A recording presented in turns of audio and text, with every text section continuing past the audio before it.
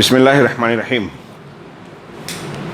الحمد للہ رب العالمین والصلاة والسلام علی سید المرسلین وعلی آلہ وصحبہ اجمعین ومن تبعہم بإحسان الی یوم الدین. اعوذ باللہ من الشیطان الرجیم. بسم اللہ الرحمن الرحیم. الف لام میم ذالک الکتاب لا ریب فیہ ھدی للمتقین. محترم بزرگوں، بھائیوں، اسلامی ماؤں اور بہنوں، مجلس قرآن میں اس سے پہلے کی دو مجلسوں میں سورۃ الفاتحہ، فاتحۃ الکتاب پر گفتگو ہوئی. سورہ فاتحہ کے بعد قرآن میں سب سے پہلی، سب سے بڑی سورۃ البقرہ ہے. یہ نزول کے اعتبار سے تو مدنی ہے، لیکن قرآن کی ترتیب میں ابتداءً ذکر اس کو درج کیا گیا ہے، لکھا گیا ہے. یہ ترتیب جو ہے اللہ تبارک و تعالیٰ اور رسول اللہ صلی اللہ علیہ وسلم کی طرف سے ہی ہے، اللہ کی جانب سے. جیسے کلام اللہ اللہ کی طرف سے ہے، اس کے صورتوں اور آیتوں کی ترتیب بھی اللہ کی جانب سے ہے. تو نزول میں حسب ضرورت قرآن نازل کیا گیا، لیکن ترتیب جیسی اللہ تبارک و تعالیٰ نے متعین فرمائی تھی اس اعتبار سے اس کو مرتب کیا گیا. چنانچہ سب سے پہلے سورۃ البقرہ ہے جو مدنی سورت ہے. مکی اور مدنی کے بارے میں کئی اقوال ہیں. زیادہ مشہور یہ ہے کہ جو اللہ کے نبی صلی اللہ علیہ وسلم کے مکہ کے دور میں نازل ہوئی وہ مکی کہلاتی ہیں صورتیں یا آیتیں، اور جو مدینہ کے دور میں آپ کی ہجرت کے بعد نازل ہوئی وہ چاہے جس علاقے میں نازل ہوئی ہوں انہیں مدنی کہا جاتا ہے. ایک دوسرا اعتبار یہ ہے کہ مکہ اور اطراف مکہ میں جو صورتیں آیتیں نازل ہوئی وہ مکی، اور مدینہ اور اطراف مدینہ میں جو صورتیں آیتیں نازل ہوئی ان کو مدنی کہا جاتا ہے. اور بھی کچھ اقوال ہیں. سورۃ البقرہ کل 286 آیتوں پر مشتمل ہے، سب سے طویل سورت. اس کے کئی نام ہیں. ایک تو البقرہ جو بہت مشہور ہے، اس کے علاوہ الزہرا، ایک اور نام ہے السنام، اور ایک نام ہے فسطاط. پہلا نام البقرہ، اس کے معنی گائے کے ہوتے ہیں. اس نام کو رکھنے کی مناسبت یہ ہے کہ اس میں حضرت موسیٰ علیہ السلام اور ان کی قوم کے لوگوں کا گائے سے متعلق ایک واقعہ ہے، جس میں اللہ تبارک و تعالیٰ نے انہیں گائے ذبح کرنے کا حکم دیا. انہوں نے اس سے متعلق مختلف قسم کے سوالات اور کھود کرید کیے. جتنے سوالات وہ کرتے گئے اتنے جوابات اور پابندیاں ان پر بڑھتی گئیں. چنانچہ اس واقعے میں ہمارے اور آپ کے لیے بہت بڑی عبرت کا سامان ہے. سورت میں اس کا نام رکھنا گویا اس واقعے کو نمایاں کرنا ہے کہ اس واقعے میں ہمارے اور آپ کے لیے عبرت ہے کہ اللہ اور رسول کی طرف سے اگر کوئی بات بتائی جائے تو جتنا کہا جائے اس اعتبار سے اس پر عمل کر لیں، انشاءاللہ اللہ کے یہاں قبول ہوگا. اگر ہم اس کی گہرائی میں، اس کی باریکی میں کھود کرید کرتے ہوئے گھستے ہیں تو ہم پر پابندیاں بڑھتی جاتی ہے. لہٰذا اصول یہ ہونا چاہیے مومن کا کہ اپنے آپ کو اللہ اور رسول کے حوالے کر دے. اللہ تعالیٰ نے، اللہ کے رسول نے فرمایا کہ اذا امرتکم بشیء فاتوا منہ ما استطعتم. جب میں کسی چیز کا تمہیں حکم دوں تو جتنی تمہاری طاقت ہے اس اعتبار سے اسے انجام دو. وَإِذَا نَهَيْتُكُمْ عَنْ شَيْءٍ، اور جب میں کسی چیز سے تمہیں منع کر دوں فَاجْتَنِبُوهُ، تو تم اس سے بچو، گریز کرو، اجتناب کرو. بالکل سادہ سمپل اصول ہے جو اللہ اور رسول نے دیا. گویا بنی اسرائیل کے لوگوں نے اس واقعے میں اس کی مخالفت کی، لہٰذا اس نام کو ہائی لائٹ کر کے، نمایاں کر کے اللہ تعالیٰ نے ہم کو اور آپ کو عبرت اور نصیحت کا یہ سامان دیا کہ اللہ اور رسول کا جب حکم آئے تو بغیر کسی کھود کرید، چوں چرا، تکلف کے اس پر ایمان لے آنا چاہیے، مان لینا چاہیے. دوسرا نام اس کا الزہرا ہے. اس کا زہرا کا مطلب ہوتا ہے المضیء، روشن، تابناک. چونکہ یہ دنیا اور آخرت میں کامیابی کے راستے کو واضح اور کھل کر بیان کرتی ہے. یہ صورت زندگی کے بیشتر شعبوں کو اس صورت کے اندر موضوع بنایا گیا ہے، اور ہماری زندگی سے متعلق احکام اور عقائد کے بیشتر معاملات کو اس میں بیان کیا گیا ہے. چنانچہ یہ زندگی کی رہنمائی کرتی ہے، روشن شاہراہ پیش کرتی ہے، اس لیے اس کا نام الزہرا بھی ہے. یہ نام خود روایتوں میں، حدیثوں میں موجود ہے. تیسرا نام السنام ہے، جس کا لغت میں معنی ہوتا ہے ہر چیز میں جو بلندی رکھنے والی چیز ہو یا اونچے مقام پر ہو. جانور کے جو کوہان ہوتی ہے اس کا ابھرا ہوا حصہ پیٹھ پر، اس کو بھی سنام کہتے ہیں۔ سنام القوم، قوم کا سنام اس شخص کو کہتے ہیں جو قوم کے اندر لوگوں کے بیچ میں نمایاں حیثیت رکھتا ہے، سرداری یا شرافت اور معزز حیثیت رکھتا ہے۔ تو سورۃ البقرہ کو کہا جاتا ہے سنام یعنی کوہان، چونکہ قرآن مجید میں اللہ تبارک و تعالیٰ کی طرف سے منہج ربانی کو امت کے لیے پیش کیا گیا ہے، ہاں، اور قدر تفصیل سے پیش کیا گیا ہے۔ سب سے زیادہ واضح انداز میں تفصیل کے ساتھ منہج ربانی کو قوم کے لیے، ساری دنیا کے انسانوں کے لیے اس میں پیش کیا گیا ہے۔ لہٰذا یہ قرآن کی نسبت سے کوہان اور ابھرے ہوئے مقام کی حیثیت رکھتی ہے۔ آخری نام جو پیش کیا گیا ہے الفستات، فستات کا معنی ہوتا ہے خیمہ۔ خیمہ بطور خاص وہ خیمہ جس میں جنگ کے اندر قائد جنگ جو سپہ سالار ہوتا ہے اس کا ایک خیمہ لگایا جاتا ہے، ٹینٹ لگایا جاتا ہے، وہاں سے سپاہیوں کے لیے، فوج کے لیے اوامر اور تعلیمات صادر ہوتی ہیں۔ تو گویا سورہ بقرہ سے ہم کو اور آپ کو، دنیا کے لوگوں کو اوامر اور تعلیمات مل رہی ہیں۔ اس کو اس لیے بھی یہ کہا گیا کہ سورہ بقرہ کی حیثیت قرآن مجید میں بنیادی مرکزی حیثیت حاصل ہے۔ تو گویا کہ اسی سے تمام تشریعات اور علوم نکل رہے ہیں، پھوٹ رہے ہیں، علوم کے سرچشمے نکل رہے ہیں۔ قرآن کے بعد کی صورتوں اور آیتوں میں بعض دیگر احکامات کی کچھ تفصیلات، کچھ گوشے، کچھ واقعات کی تفصیلات ضرور بیان کی گئی ہیں، لیکن دین سے متعلق اکثر و بیشتر امور کا کچھ نہ کچھ تذکرہ تفصیل اور اجمال کے ساتھ، کہیں تفصیل سے کہیں اجمال کے ساتھ سورۃ البقرہ میں موجود ہے۔ اس سورت کی بڑی فضیلت ہے۔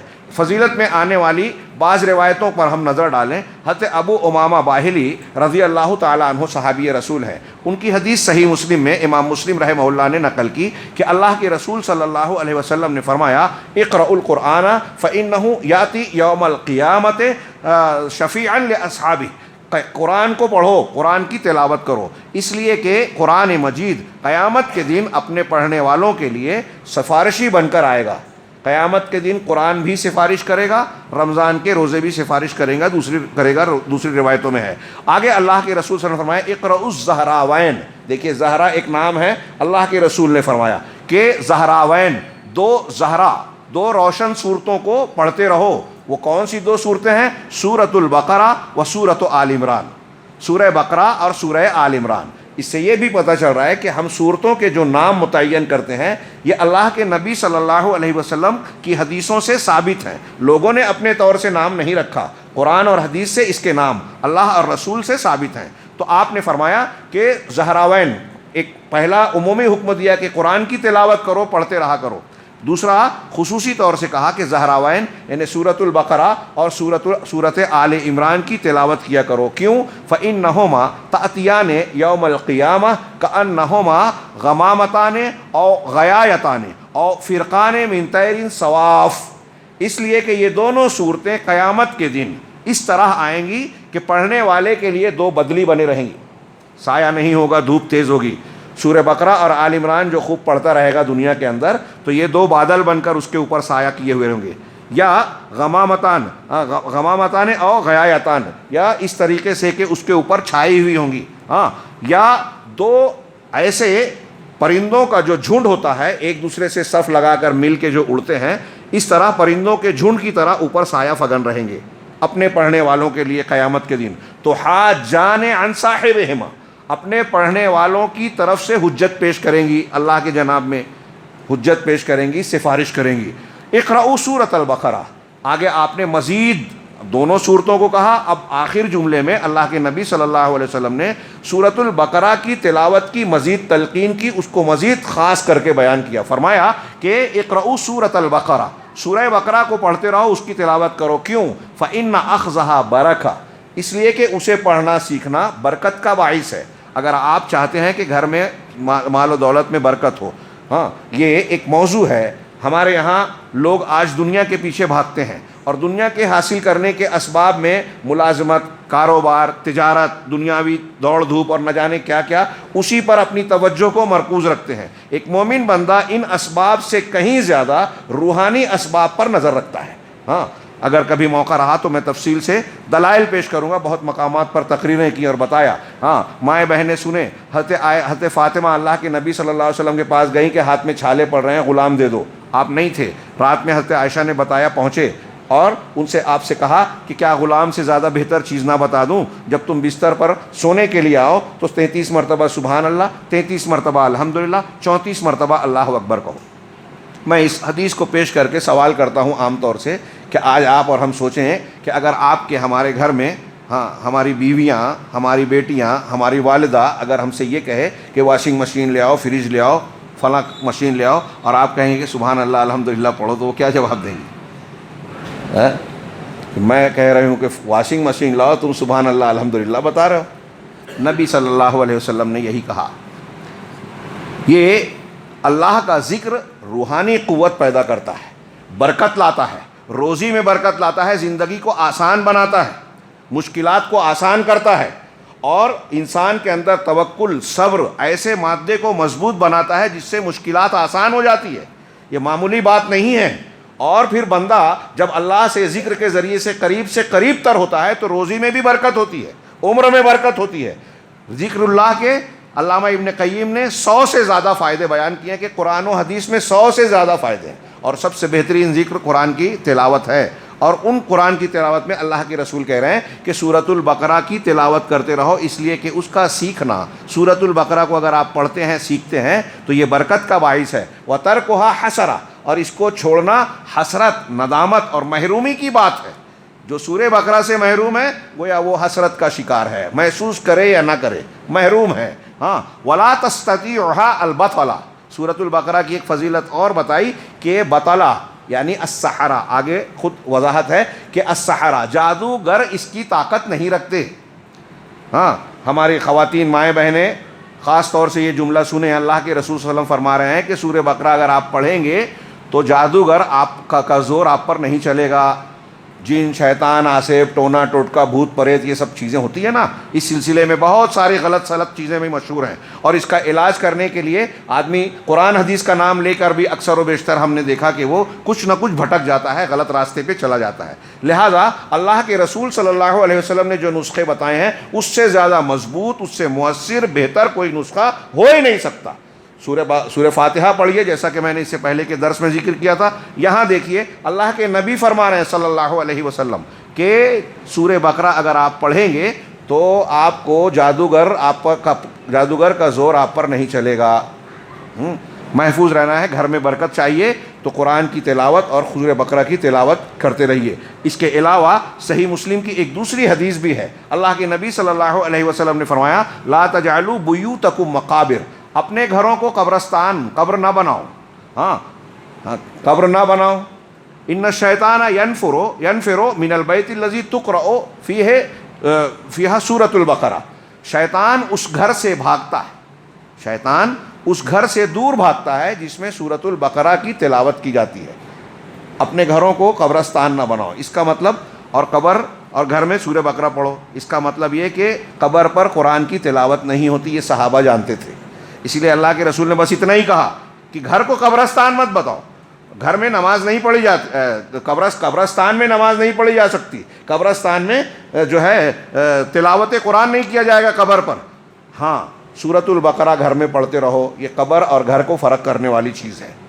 تو شیطان اس گھر سے دور بھاگتا ہے۔ آپ جادو ٹونا، آسیب، جن، شیطان، ان چیزوں سے جو لوگ کہتے ہیں کہ ہمارے خلاف ہمارے دشمن نے ہم سے فلاں حسد اور جلن رکھتے ہیں، رشتہ دار میں خاص طور سے خواتین کو شیطان اس بہکاوے میں بہت مبتلا کرتا ہے۔ رشتہ داروں میں اگر آپ کسی کے بارے میں اس غلط فہمی کا شکار ہو گئے کہ میرے فلاں رشتہ دار نے میرے خلاف کچھ جادو ٹونا کیا ہے، تو زندگی بھر اس سے دشمنی اور نفرت رہتی ہے۔ یہ شیطان کا چکر ہے، اہل علم نے اسے بیان کیا۔ ان چیزوں کو کھرچ کر پھینک دیجئے، ہاں، اور اس قسم کے راستوں سے اپنے آپ کو بچائیے۔ جادو ٹونا یہ سب سیکھنا، سکھانا، کرنا، کروانا کفر ہے۔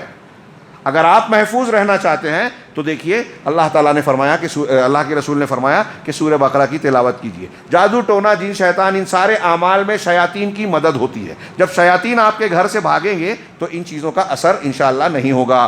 یہ کچھ باتیں سورۃ البقرہ کی فضیلت میں جو بعض روایتیں آئی ہیں، ایک دو روایتیں میں نے پیش کی۔ اسی طریقے سے اس سورۃ البقرہ میں آیت الکرسی ہے۔ ایک آیت آیت الکرسی ہے. یہ صحیح مسلم میں حضرت ابی بن کعب رضی اللہ تعالیٰ عنہ کی مشہور حدیث ہے. آپ نے ان کو آواز دے کے بلایا اور بتایا کہ ان سے سوال کیا کہ بتاؤ کہ قرآن میں سب سے عظیم الشان، سب سے زیادہ افضل سورت کون سی ہے؟ تو پہلے انہوں نے معذرت کی، اللہ اور رسول بہتر جانتے ہیں. آپ نے دوبارہ سوال کیا. ایک استاذ طلبہ کو کچھ بتانے سے پہلے سوال کرے پھر صحیح جواب دے، یہ تعلیم میں زیادہ مؤثر اور زیادہ بہتر مانا جاتا ہے. ہاں، یہ پڑھنے پڑھانے والے جانتے ہیں. تو اللہ کے رسول صلی اللہ علیہ وسلم اکثر و بیشتر یہ کیا کرتے تھے. دوسری مرتبہ جب آپ نے سوال کیا تو حضرت ابی بن کعب رضی اللہ تعالیٰ عنہ نے غور کرنے کے بعد کہا کہ آیت الکرسی. اللہ کے نبی صلی اللہ علیہ وسلم نے ان کے سینے پہ مارا اور کہا لیحنک العلم یا ابا منذر، ہاں اے ابو المنذر تم کو علم مبارک ہو. یہ علم ہے یہ باتیں جاننا جس کو ہم سرسری طور سے یوں ہی سن کے گزار دیتے ہیں. اللہ کے رسول صلی اللہ علیہ وسلم نے ان کو مبارکباد دی کہ تمہارے لیے مبارکباد ہے. قرآن کی سب سے عظیم الشان آیت، سب سے عظیم سورت سورۃ الفاتحہ، سب سے عظیم آیت آیت الکرسی. ہاں، یہ کیوں عظیم ہے ہم اگلے کل یا پرسوں کے درس میں انشاءاللہ اسے جانیں گے. آیت الکرسی پر کچھ باتیں انشاءاللہ کچھ گفتگو ہوگی.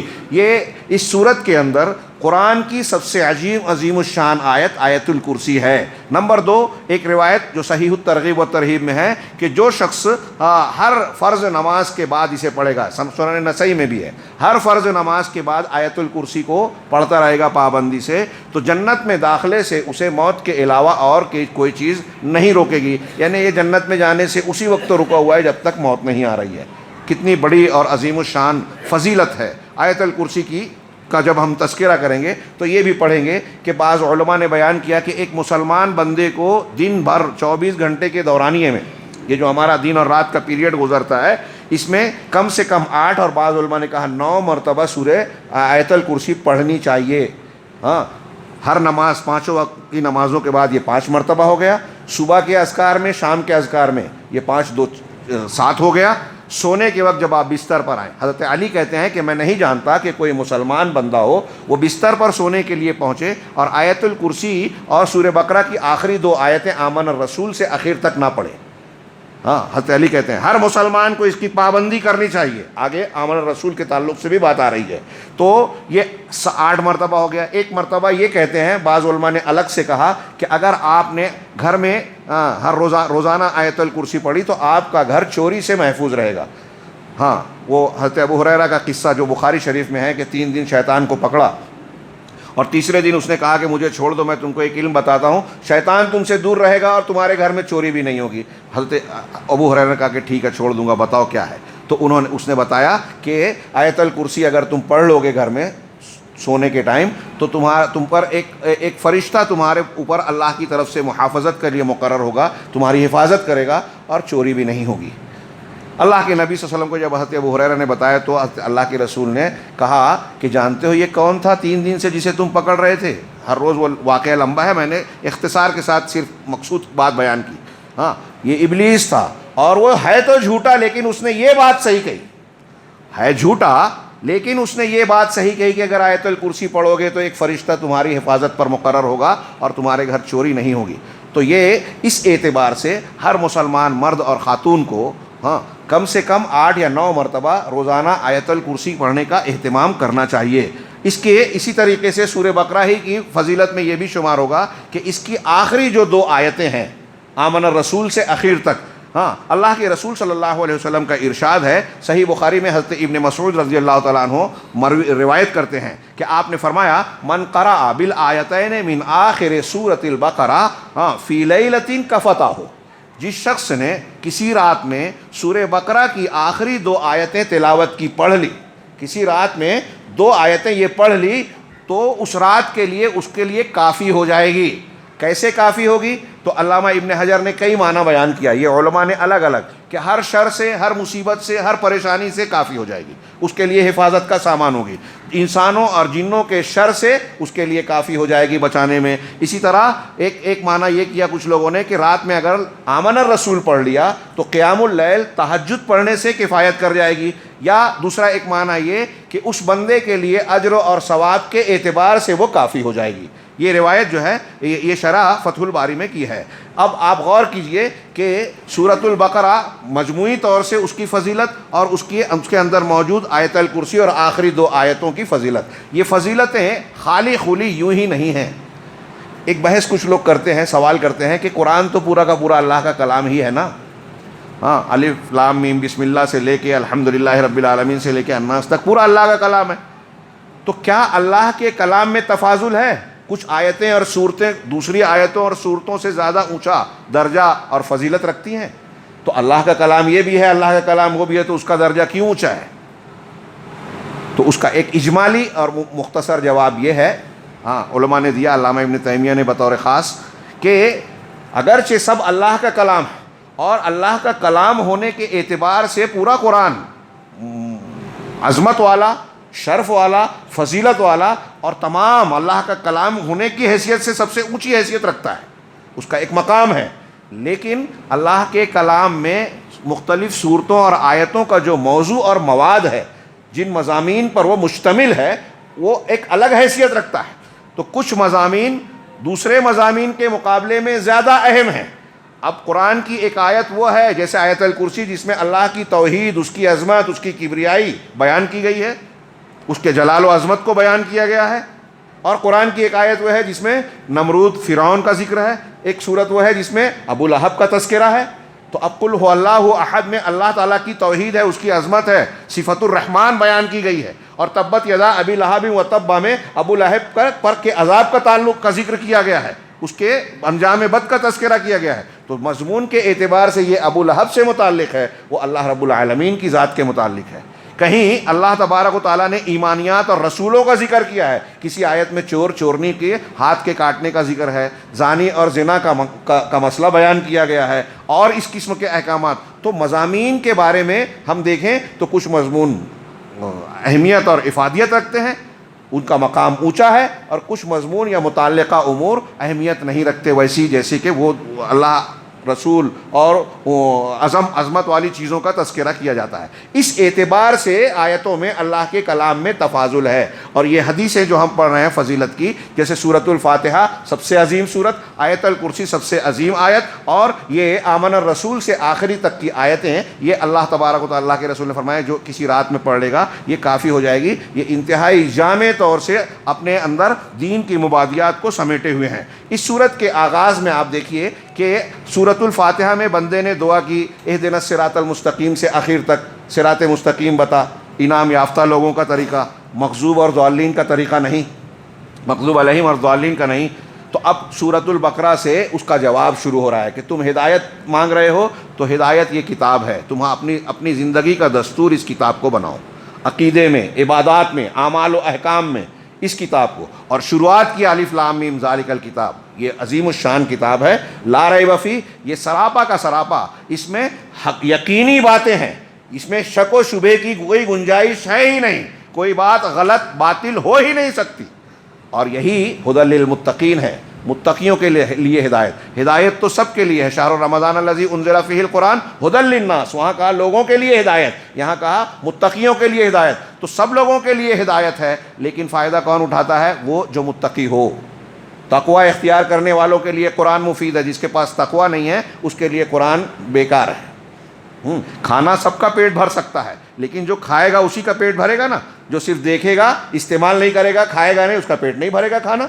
تو قرآن سب کے لیے ہدایت ہے، لیکن جو اس سے استفادہ کرے گا، اس کو اختیار کرے گا عقیدے اور عمل کے طور پر، اس کے لیے مفید ہوگا۔ بہرحال یہ ھدی للمتقین کہنے کے بعد سورہ بقرہ میں جو بتایا گیا کہ متقیوں کا یہ کے لیے ہدایت ہے، اور پورا ہدایت نامہ ہے، یہی صراط مستقیم ہے، انعام یافتہ لوگوں کا طریقہ ہے، ھدی للمتقین۔ اب متقیوں کی تعریف کرتے ہوئے سب سے پہلی صفت جو قرآن نے بتائی، الذین یؤمنون بالغیب، یہ وہ لوگ ہیں جو غیبیات پر ایمان رکھتے ہیں۔ شروع میں متقیوں کی صفت بتائی کہ یہ غیب پر ایمان رکھتے ہیں، اور اس سورہ بقرہ کے آخر میں ایمان کا ذکر کیا کہ آمن الرسول بما انزل الیہ من ربہ والمؤمنون کل آمن باللہ وملائکتہ وکتبہ۔ رسول اور مومنین ایمان لائے کس پر؟ اللہ پر، اس کے رسولوں پر، اور اس کے ملائکہ پر، ہاں کیا ہے، فرشتوں پر، کتابوں پر، رسولوں پر۔ یہاں بھی ایمان کا ذکر ہے۔ یہ دیکھیے شروعات میں بھی سورہ بقرہ میں ایمان سے بات کو شروع کیا گیا اور اختتام بھی ایمان پر کیا جا رہا ہے۔ اس سے ہم کو یہ سبق ملتا ہے کہ ہماری زندگی میں ہمارے لیے کامیابی کے لیے سب سے اہم اور بنیادی چیز ہے کہ ہم اپنے ایمان کو درست کریں۔ اللہ پر ایمان، فرشتوں پر ایمان، رسولوں پر ایمان، کتابوں پر ایمان اور تقدیر پر ایمان، آخرت کے دن پر ایمان، یہ اسلام کے ہمارے دین کی بنیاد ہے، اور ہمارے کردار و عمل کو، معاملات کو درست رکھنے کی بنیاد یہی عقائد ہے۔ عقیدہ اور منہج، اس پر محنت کیجئے، اپنے بچوں کو سکھائیے، اس پر وہ توجہ دیجئے، علماء سے استفادہ کیجئے۔ یہ کوئی معمولی اور سرسری بات نہیں ہے کہ آپ سنے اور گزر گئے۔ سورہ بقرہ کا یہ سبق بھی ہے اور دوسرے واضح طور سے احکامات بھی ہیں۔ تو یہ ترتیب بتا رہی ہے کہ ایمان بالغیب، عام طور سے جو عقیدہ ہم اختیار کرتے ہیں، جن چیزوں پر ایمان رکھتے ہیں، وہ 99% غیب ہے ہمارے لیے۔ کچھ چیزیں ایسی ہیں جو ایمانیات کی غیب، جیسے نبی کریم صلی اللہ علیہ وسلم ہمارے لیے غیب ہیں، لیکن صحابہ کرام نے نبی کریم صلی اللہ علیہ وسلم کو دیکھا تھا۔ ہاں، حضرت نوح علیہ السلام، دیگر انبیاء، ابراہیم علیہ السلام، موسیٰ علیہ السلام ہمارے لیے غیب ہیں، لیکن جن لوگوں نے ان کو دیکھا تھا ان کے لیے ایک حیثیت سے وہ غیب نہیں ہے۔ تو بعض چیزیں، کچھ لوگوں کے سامنے اگر واضح ہو گئی، ہاں معجزہ ہوا، چاند کے 2 ٹکڑے ہوئے، بعض صحابہ کرام نے اپنی آنکھوں سے دیکھا، بعض دوسروں نے نہیں دیکھا، ہم نے نہیں دیکھا، اب ہم مان رہے ہیں، تو ان کے لیے جو دیکھا تھا وہ تو ظاہر ہو گیا، ہمارے لیے وہ غیب ہے۔ ہمارا وہ ماننا ایمان بالغیب ہے۔ تو ایمانیات کا زیادہ تر تعلق غیبیات سے ہے، اور غیب کے تعلق سے ایک اصول ہے کہ قرآن و حدیث کے ذریعے سے ہی ہم کو پتہ چلتا ہے۔ ہمارے پاس غیب کی باتوں کو جاننے کا اور کوئی ذریعہ نہیں ہے، کوئی نشریات، کوئی radio station, T V channel یا کوئی رپورٹر وہاں سے ہم کو خبر بھیجے، قبر سے، آخرت کے میدان سے، ایسی کوئی ذریعہ نہیں ہے، صرف اللہ کی وحی اس کا ذریعہ ہے۔ اور یہی وجہ ہے کہ اس میں عقل کے ذریعے سے ہم اس کے صحیح ہونے اور غلط ہونے کو سمجھ تو سکتے ہیں، لیکن عقل کے ذریعے سے غیبیات کو متعین نہیں کر سکتے، سمجھ نہیں سکتے۔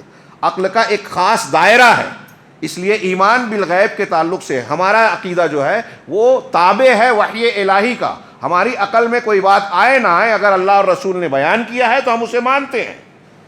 قبر میں، گڈھے میں ایک لاش کو دفن کیا جاتا ہے، ایک چڑیا اس کے لاش کو چھک جاتی ہے، نوچ لیتی ہے، پانی میں مچھلیاں کاٹ لیتی ہیں، لیکن اللہ اور رسول نے بتایا کہ اس کے روحانی اور جسم کا تعلق روح سے اور جسم سے کسی نہ کسی شکل میں ہوتا ہے، اور اگر وہ نیک ہے تو اس کے ساتھ نعمت کا، اور اگر برا ہے تو عذاب کا معاملہ ہوتا ہے۔ ہم اسے عذاب قبر کہتے ہیں، ہماری عقل میں آئے نہ آئے ہم اسے مانتے ہیں۔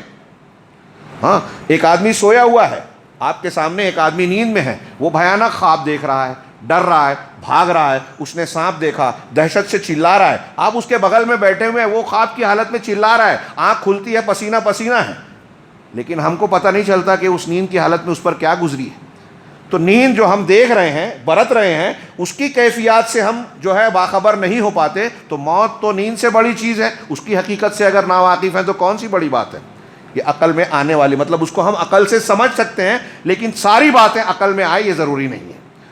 تو عقل کا، علامہ ابن خلدون نے لکھا کہ ہماری عقل جو ہے وہ سونے کے ترازو کے جیسا چھوٹا سا ترازو ہے، اور غیبیات جو ہے وہ پہاڑ کی طرح ہے۔ سونے کے چھوٹے سے ترازو پر آپ پہاڑ کو تول نہیں سکتے، لہٰذا جس کا جو مقام ہے اس کو وہاں رکھے۔ جب ہم نے یہ مان لیا کہ اللہ تبارک و تعالیٰ حق ہے، ہمارا رب ہے، اللہ کا کلام، اس میں کوئی جھوٹ، کوئی شک، کوئی غلط بات ہو ہی نہیں سکتی، رسول اللہ صلی اللہ علیہ وسلم کوئی بات غلط بیان نہیں کر سکتے، جب اللہ اور رسول کی صداقت پر ہم ایمان لے آئے تو اب انہوں نے جو کہا مان لینا چاہیے، سیدنا ابوبکر صدیق کی طرح۔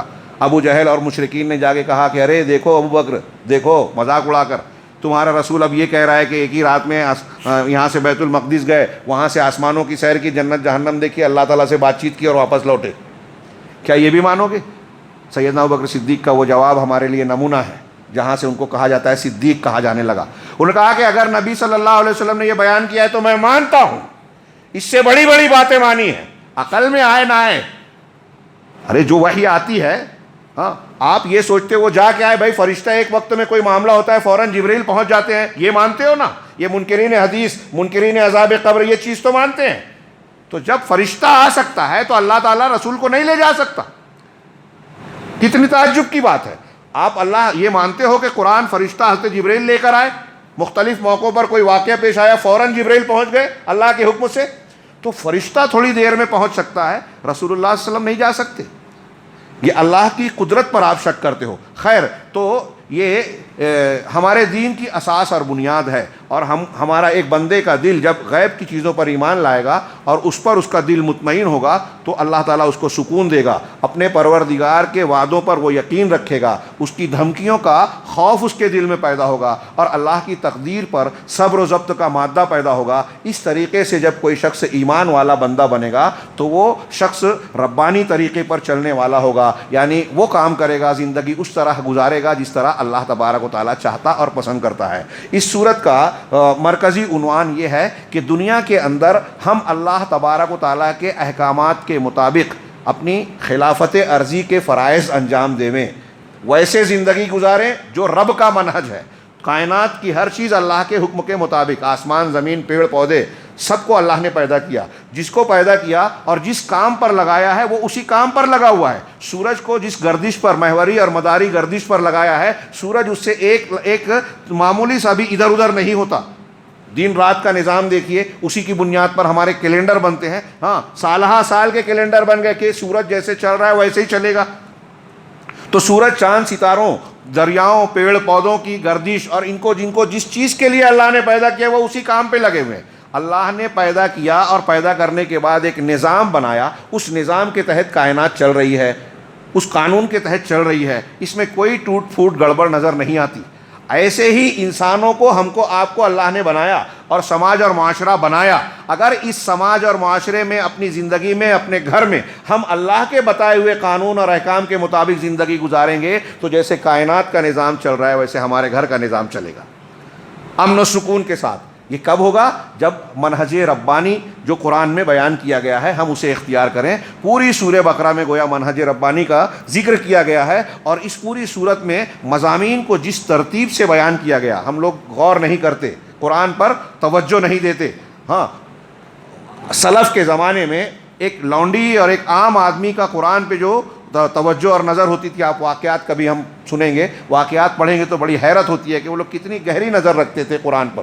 ہاں، ہم غور نہیں کرتے. اگر سورہ بقرہ کے مضامین کو اگر آپ ترتیب سے دیکھیں گے، علماء نے جو بیان کیا اس کو اگر پڑھیں گے تو بڑی زبردست ترتیب نظر آئے گی کہ عجیب عمدہ قسم کی انتہائی گہری معنویت کے ساتھ، یہ ربط کے ساتھ بیان کیا گیا ہے. ہم ظاہر سی بات ہے کہ یہ جو مجلس چل رہی ہے اس میں پوری قرآن کی تفسیر نہیں پیش کر رہے ہیں، بلکہ تدبر قرآن کا ایک نہج جاننے کی کوشش کر رہے ہیں. اپنے اندر شوق اور تحریک پیدا کرنا چاہتے ہیں کہ ہمارے دلوں میں شوق پیدا ہو جائے، ہم قرآن سے جڑنے والے آدمی بن جائیں. تو سورہ بقرہ کے پہلے پارے کے مضامین کا تھوڑا سا میں تذکرہ کر کے آج کا درس سمیٹوں کہ اس سورت کے ابتدا میں، اب تسلسل دیکھیے، ابتدا میں قرآن کی حقانیت اور ہمارے سوال کا جواب دیتے ہوئے رب العالمین نے پہلے مومنین اور ان کی کچھ صفات بیان کی.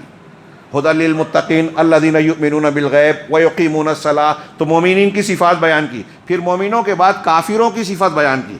پھر ان کے بعد منافقین کی صفات بیان کی، اور منافقین کا سب سے زیادہ ذکر ہے قرآن میں، ان کے اوصاف زیادہ بیان کیے گئے، یعنی اس سے زیادہ ہم کو ڈرنا چاہیے. ہاں، تو مومنین کیسے ہوتے ہیں، ایک مومن کیسا ہوتا ہے، کافر کیسا ہوتا ہے، منافق کیسا ہوتا ہے، یہ قرآن ابتدا میں یہ تینوں کردار بیان